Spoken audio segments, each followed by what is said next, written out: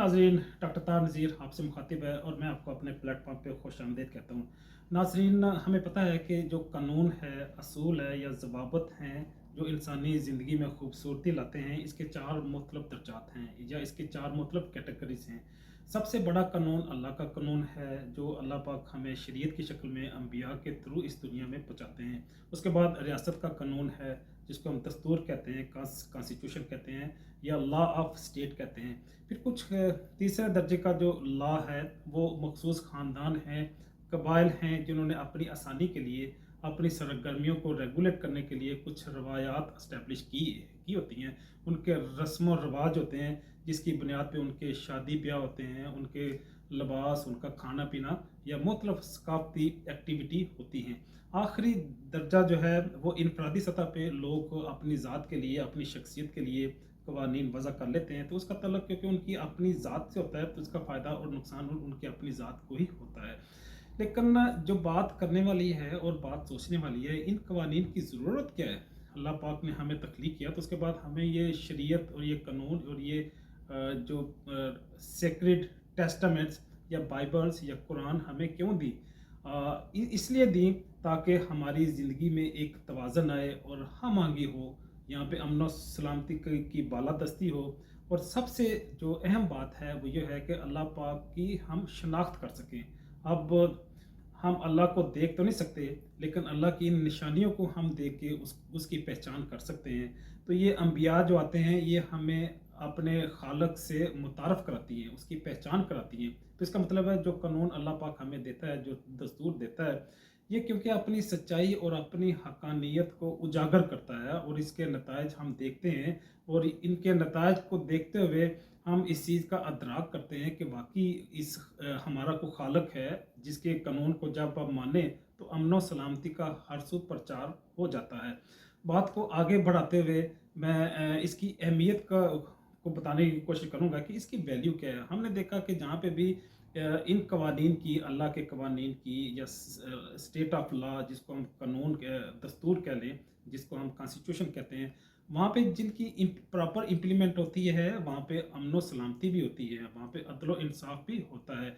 बात को आगे बढ़ाऊँगा, हमें मुईशत को, सकाफ़त को, तमद्दन को, सियासत को, सेहत को, एजुकेशन को रेगुलेट करने के लिए कवानीन की ज़रूरत पड़ती है। और ये कवानीन हम इसी चाहे मज़हब से लें, अकायद से लें, अपने फ़िक्र और नज़रिए से लें, अपने दीन से लें, तो ये हम मुख्तलिफ़ इसके सोर्सेज़ को यूज़ करते हुए हम कवानीन तदवीन करते हैं।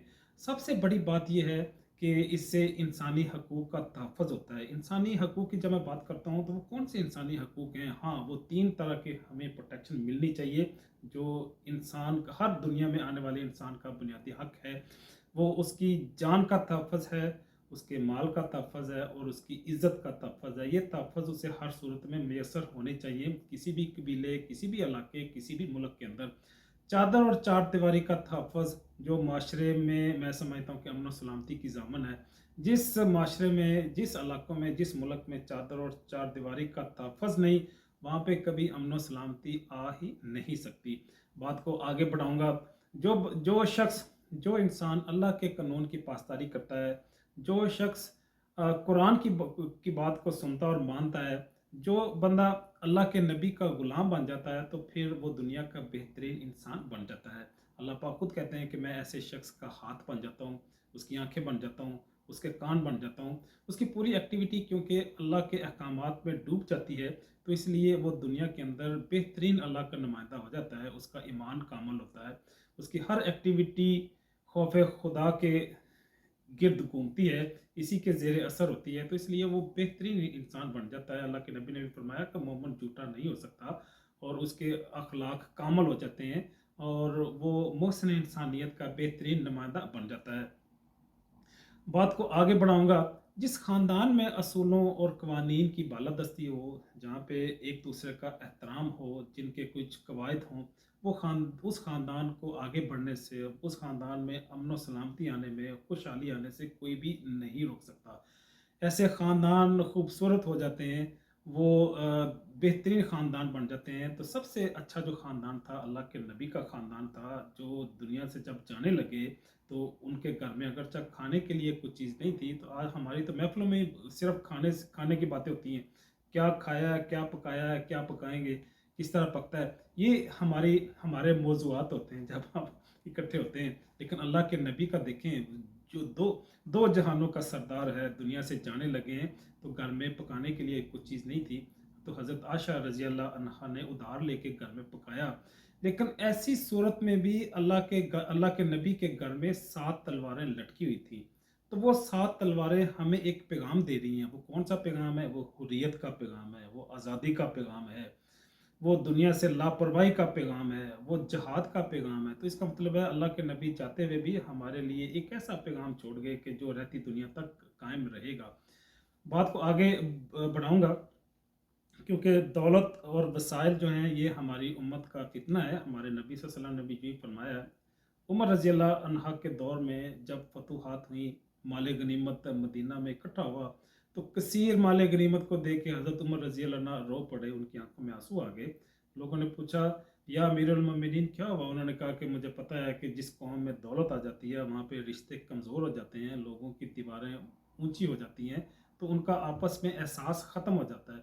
تو اس وجہ سے میں سمجھتا ہوں کہ جو آپس کا تعلق ہے، روایات ہے، احساس ہے، وہ بھی ختم ہوتا ہے۔ بات کو آگے بڑھاؤں گا، جس قوم میں قانون ہو، اصول ہو، ضوابط ہو، وہ قوم دنیا کی امامت کرتی ہے۔ یوں ہی فطرت کا اصول ہے، اور یوں ہی ہم دنیا میں اس چیز کا نظارہ کرتے ہیں۔ اور میں بات کو آگے بڑھاتے ہوئے ورقہ بن نوفل کی بات یہاں پہ کروں گا۔ جب حضرت خدیجہ رضی اللہ عنہا ورقہ بن نوفل کے پاس لے گئی ہمارے نبی کو، پہلی وحی کے بعد، تو انہوں نے پہچان لیا۔ انہوں نے کہا کہ وہ کیسا وقت ہوگا جب تیری قوم اس مکہ سے تجھے نکال دے گی، میں کیونکہ بوڑھا ہو چکا ہوں، کاش اللہ مجھے اتنی زندگی دے کہ میں تیرے ساتھ کھڑا ہو سکوں۔ وہ اگرچہ ہجرت کے وقت فوت ہو چکے تھے، لیکن انہوں نے پہچان لیا تھا کہ یہ جو پیغام لے کے آیا ہے، یہ جو حق لے کے آیا ہے، یہ جو قوانین لے کے آیا ہے، یہ جو ضوابط اور دستور لے کے آیا ہے، اس دستور کے نفاذ میں ضرور اسے اس مکہ سے نکالا جائے گا۔ اور مقدس کتابوں میں کیونکہ اس چیز کے شواہد موجود ہیں، تو اس کی بنیاد پہ وہ کیونکہ عیسائی عالم تھے تو انہوں نے یہ بات کر دی۔ آگے بات کروں گا، عمر رضی اللہ عنہ کا دور ہے، ایران سے جنگیں ہو رہی ہیں، ایرانی کمانڈر کہتا ہے کہ عمر میرا کلیجہ نکال کے لے گیا ہے، اس نے بدھوں کو تہذیب دے دی ہے۔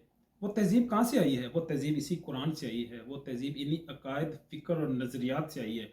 تو جن لوگوں میں تہذیب آتی ہے، جن لوگوں میں بہادری آتی ہے، لوگوں میں کوئی ڈسپلن آتا ہے، اس کا سورس یہی علم ہوتا ہے، قانون ہوتا ہے، آئین ہوتا ہے، جو اس قوم کو، اس فرد کو، اس شخصیت کو مضبوط سے مضبوط تک بناتا چلا جاتا ہے۔ تو جن قوموں میں، جن خاندان میں، جس اجتماعیت میں یہ قانون نہ ہو، کوئی ڈسپلن نہ ہو، کوئی ضابطہ نہ ہو، تو وہ جنگل ہے، وہاں پہ رہنے والے باسی جانور ہیں، کیونکہ جانوروں کا کوئی اصول نہیں ہوتا، جنگل کا کوئی اصول نہیں ہوتا، وہاں پہ مائٹ از رائٹ چلتا ہے۔ تو جہاں پہ مائٹ از رائٹ ہو تو وہاں پہ امن و سلامتی بھی نہیں آ سکتی، وہاں پہ عدل و انصاف کی بالادستی بھی نہیں ہو سکتی۔ تو اصل میں جو میں پیغام دینا چاہتا ہوں وہ یہ ہے کہ پاکستان کے اندر بھی جب تک قانون کی بالادستی نہیں ہوگی، جب تک سارے ادارے اسی قانون کے پابند نہیں ہوں گے، وہ عدالت کو جواب دہ نہیں ہوں گے، وہ آئین کی پاسداری نہیں کریں گے، تب تک عدل و انصاف اور امن و سکون کبھی بھی نہیں آئے گا۔ یہ پیغام میں ایک مخصوص ادارے کو دینا چاہتا ہوں جو اپنے آپ کو قانون سے ماورا سمجھتے ہیں، جو کسی پہ بھی چڑھ دوڑتے ہیں، کسی بھی انٹرنیشنل اسٹیبلشمنٹ کو کی بات ماننے پہ آمادہ ہو جاتے ہیں۔ تو انہیں بھی سوچنا چاہیے کہ ہم نے آزادی حاصل کی ہے، ہم آزاد قوم ہیں، اللہ نے ہمیں آزاد بنایا ہے، ہم مسلم سوسائٹی سے تعلق رکھتے ہیں، ہم ایک اللہ اور ایک نبی کے ماننے والے لوگ ہیں۔ ہمارا تو مذہب ہی ہمیں انکار سکھاتا ہے، ہمیں حریت سکھاتا ہے، لا الہ الا اللہ محمد رسول اللہ، کہ ہم دنیا کی ساری جعلی خدائیوں کا انکار کرتے ہیں، ہم آزادی کا نعرہ لگاتے ہیں۔ تو آزادی ہمیں یوں ہی سکھاتی ہے کہ ہمیں اپنی آزادی کا تحفظ کرنا ہے، امن و سلامتی کی بالادستی کرنی ہے، قانون اور آئین کو یہاں پہ امپلیمنٹ کرنا ہے۔